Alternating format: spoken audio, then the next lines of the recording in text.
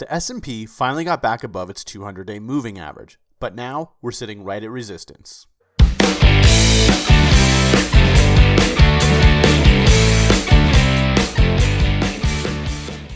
What's up everyone, it is Brandon from Amphibian Trading. Let's get started talking about the S&P 500.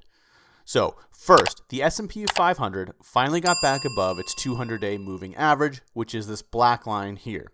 The last time it closed above that was all the way back on April 7th, and that is the same spot where our last rally attempt in August met its end. So this is pretty significant to be above that moving average.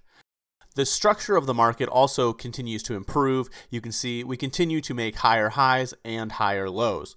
If I bring up our Fibonacci retracements, you can see that we spent a few weeks in no man's land, right in between the 50% retracement and the 61.8% retracement. So the market tried a couple times to push through that 61.8 retracement. However, each time it got above it, it was instantly sold off and ended up right back in that zone. Now, we finally got above that level and we got above it decisively with a very strong accumulation day. So if this rally is going to be for real, I would expect that we flip that 618 retracement and that 4,000 psychological level into support. The reason I'm talking about this is because now we are coming up on a trend line which has been a major resistance throughout the year. It wouldn't surprise me to see the index and come down, maybe test that level as we consolidate and build momentum to try and get above the trend line. So if I zoom out, you can see that trend line starting all the way back in January at the all-time highs and how it has contained every previous rally attempt this year. So the S&P has its work cut out for it, but I do think we can keep moving higher. If we go ahead now and flip over to the NASDAQ, you can see this index isn't as strong as the S&P. It's still well below its 200-day, but it's acting okay, and it continues to improve its structure by continuing to add higher highs and higher lows. Also, the 50-day moving average has now started trending upwards. On top of that, the NASDAQ also gets to take off a distribution day. The October 26th distribution day is no longer relevant because enough time has passed since then. So the NASDAQ, while not as strong as the S&P, is making progress and it's moving in the right direction.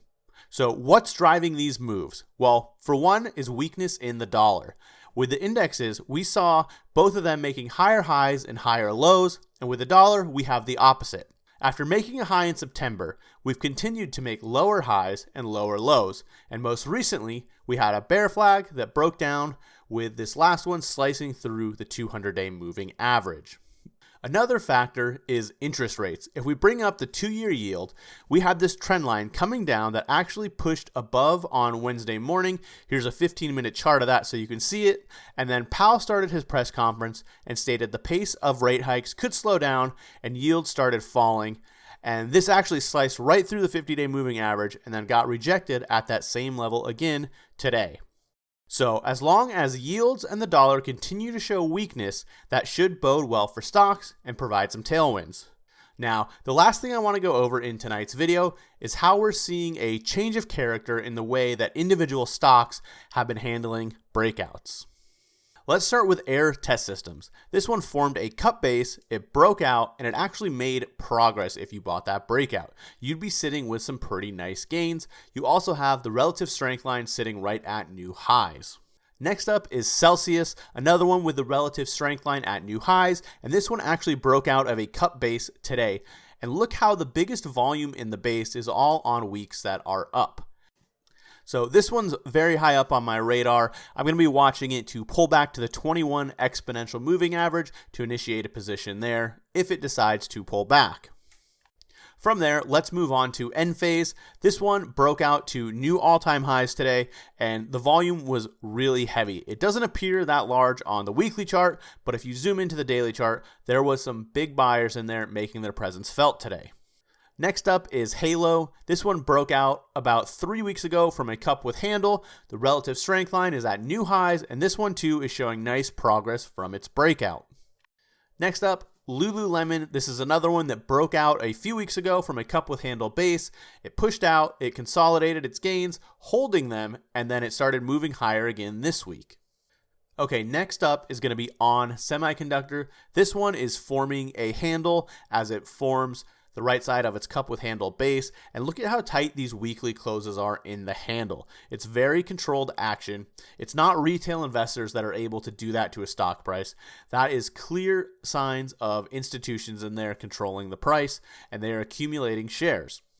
Moving on is Rambus. This one broke out of a cup with handle base a few weeks ago. It moved up very nicely, held its gain with 3 tight weekly closes, and then this week again we pushed higher with the relative strength line at new highs. Super Microcomputer, this one was an early leader in this rally, and it's one I'd like to get positioned in when it eventually pulls back to its 10-week moving average. So this one was down a little bit this week, but it was up 6 weeks in a row, and volume was well above average on those weeks. Now, the pullback this week, although the volume was heavier than I'd like, in my opinion, it's not at all that concerning considering the stock was extended. And lastly is TMDX. This one I've been mentioning for a few weeks now. I kept pointing out the tight weekly closes right near that cup pivot point and the volume characteristics showing massive accumulation. Now we have 7 weeks up in a row and the relative strength line is at new highs and you'd be sitting with some decent gains. So I wanted to go over these to show you that individual names, they're breaking out, they're holding on to those gains, and overall they're showing accumulation, whether it's price continuing to move higher or constructive tight weekly closes. So if this rally is going to keep progressing, I guarantee you will see plenty of more setups just like these ones with proper bases that break out and hold on to their gains. Thank you for watching, and as always, if you enjoyed this video or found any of the information useful, please go ahead and hit that like and subscribe button to stay up to date with all my latest videos.